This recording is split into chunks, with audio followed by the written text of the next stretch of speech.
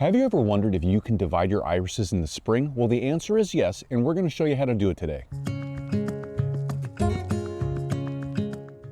Usually you divide your irises after they're done flowering, about maybe September, October, and that's a good time to divide them, transplant them, move them around the garden. Well, we're going to do it the direct opposite, and we're going to show you how to get it all done today. Yeah, we're excited to get into this project and make room in this big planter here for other plants. And before we show you how to do this, make sure and hit that subscribe button and definitely hit the bell so you get all the updates on our latest videos. Guys, here's a close-up of our irises, our bearded irises. Now, we planted these about 2.5 years ago in this container, and you can see there's so many stems so densely packed and growing right now. And thinking about dividing your irises or any bulbs, you want to think about, okay, is it the right time to do it? Obviously, and right now it isn't, but these are so tightly packed and we need this space for another planting idea, another planting project, that it's time to do it. When they're tightly packed like this, it can impact their growth, it can impact their health, it can impact even if they flower or not. We want to see flowers, we want to see that nice lush green growth, and so we need to get these divided. Also, it's really cool that we're going to divide these right now because they're actively growing, so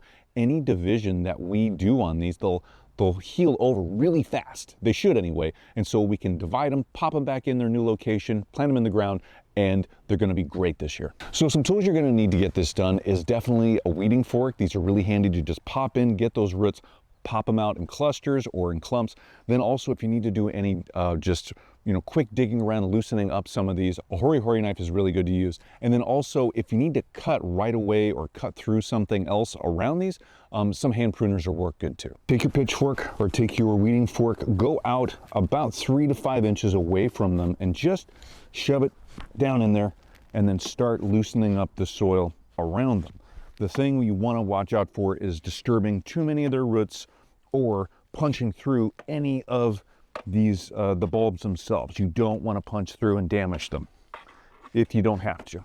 So what we're going to do, oh yeah, these are coming up a lot easier, probably because we removed those ones for the Northwest Flower and Garden Show earlier. So yeah, we're going to start on this side. There we go. Let's go on this side. Oh yeah, let's move that around. Just work that out. Don't get too crazy with it, but put some back power in it. Oh yeah, look at that. There we go. I'm gonna get in here. We're just gonna pull those off. Got a whole bunch of stuff underneath here. Oh, look at that. Let's get that out of there.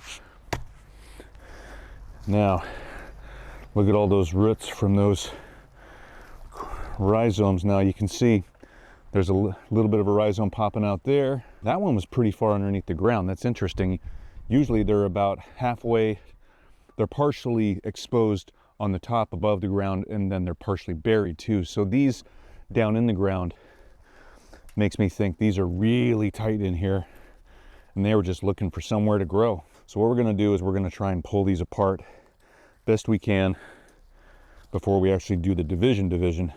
We were able to pull these apart really easily because we planted 1, 2, 3, 4, 5 actual single rhizomes in here, single bearded iris in here, and now these are coming apart, but these are the clusters of the 1 and the 1. So that's really fun to see that. So we've got a lot of rhizomes here. We've got a lot of growing points too. If you can see all these different growing points, possibly when we get in here and we get some more of this soil off of this, we can see these. Each one of these stems can possibly be its own rhizome, but some of these rhizomes will have multiple stems on them this year when we divide them and then transplant them. So I'm gonna do a little bit more of the, oop, I popped it. Probably shouldn't have popped it, but I did. So you can see that's where it broke there, and that's where it broke there. Now, but look at this. This is fun. This is what popped off of there. And this is a really good example of a small rhizome, okay? We've got our horizontal stem. We've got on one side or one end of the other of this horizontal stem, the growing tip. And then on the very bottom, pointing down, are the roots. This is your typical rhizome setup structurally. So there's one right there. Now the fun thing about these rhizomes is that you can see their horizontal stems, they grow in sections. You can see there's one there, and then here's like a little point where it attaches, and then another one's growing off here.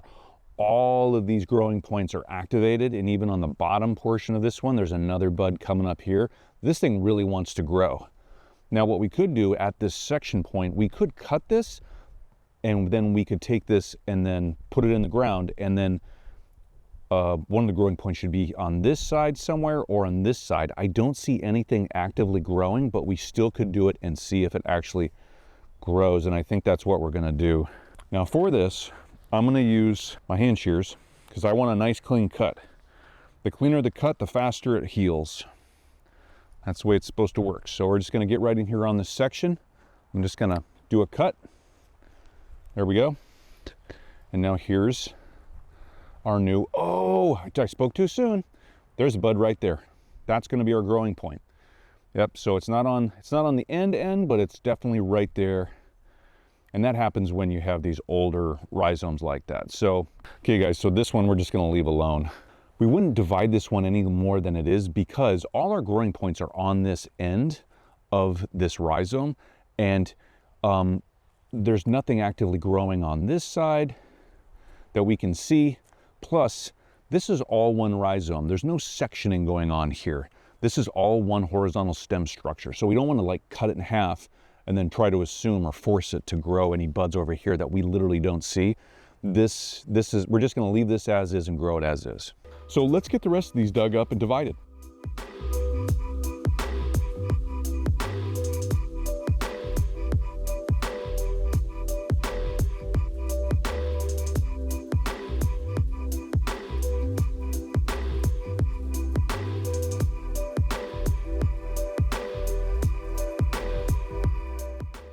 All right, you guys, this is our bearded iris lute. Look at all these. We have so many. Very cool. You saw us on the video carefully dividing as many as we could, and some of them we kind of just left as a group together. Like this one right here, it's really big. It's got multiple, it's got 1, 2, 3, 4, 5, 6 different stems coming off of it, but none of these are divisible off of this. This is all in the same section. So we're gonna leave this all together, and this is just one iris. Yeah, I mean, we didn't even count them, but there's gotta be at least close to 30 probably. Oh yeah, at least. And left over in this trough, a whole bunch of huge glads that are multiplying and forming bulb or cormlets on the bottom. Where was that one that we found? I don't know. Had like a ton of like babies. It was really cool. It's somewhere in here. I set it down somewhere. So. It got mixed up. Yep. But we're gonna either replant these here or somewhere else, but we actually have a lot of glads to plant, so that's another project coming soon. Stay tuned. So guys, what I'm doing right now is I'm trying to loosen up this soil enough so we can have some depth to the soil for the roots of the irises to go down into and grow down into. They need really loose soil, or kind of even at least semi-loose soil. This has been really compacted, so I'm loosening it up, and then we're putting down just regular general garden soil down here, and then we're gonna throw some compost on top. We're gonna mix it all up, and that should be really good and a great starting point for these irises. All right guys, so spacing for these calls for about a foot apart from each other. We're not gonna do that. We're gonna do more like maybe 6 to 8 inches because we don't have a lot of space here. So we're gonna do the best we can, and what I'm gonna do is I'm gonna space these out with the roots hanging down this way, and then the shoots pointing up that way. And we're just gonna lay these out like we would any other garden project, planting project, and get our spacing down before we plant these. Then you'll dig a shallow hole about 10 inches in diameter and make sure that it's down about 4 inches deep. Next, form a mound of soil in the center of the hole for the planting base of the rhizome. Place the rhizome on this mound and make sure it's high enough so the top of the rhizome is slightly above the soil level. Spread the roots down the side of the mound and refill the hole with the rest of the soil. Make sure to firm the soil around each rhizome gently, and then water in each rhizome.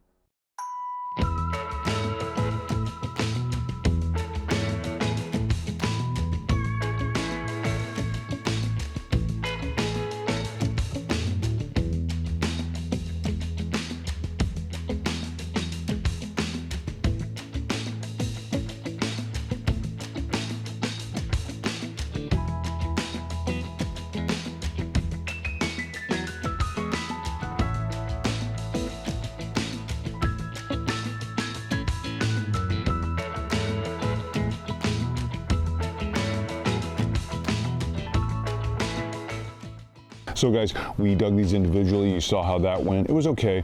We thought it would be a little bit easier if we just trenched. We just dug a trench and then we could just place these in wherever we needed to, and then rock and roll go a lot faster, a lot easier. We can stagger these too. Yeah, I was thinking that too. Cool.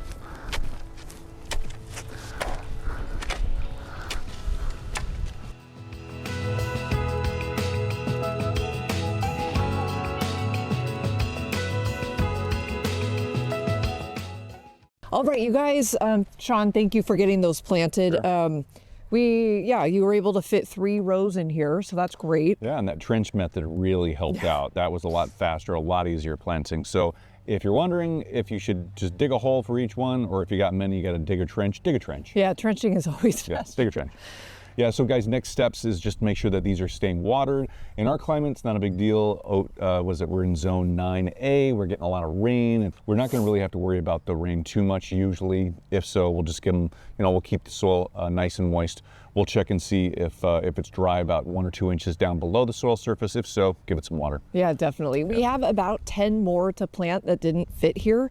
So we just need to find a spot in the garden. They may even go in a container at this point, just to keep them actively growing. Yeah. So, and also make sure to keep any of your animals, if you have any, out of these areas, definitely. because right now these are these are shallowly rooted. It's kind of hard to say sometimes. And so they'll be easy to knock over. And so just word of the wiser. Well, guys, this was really fun. Hope you had fun watching us and learned a couple new things. Yeah, this was a big project on our list, aren't they all, actually? Yeah, they all are. A lot of projects. So make sure to let us know down below if you're thinking about transplanting your irises this spring, and make sure to subscribe, because we'd love for you to get all our new updates on our videos. Definitely. And stay tuned for our next video coming up very soon. We'll see you guys later. Bye, guys. Bye.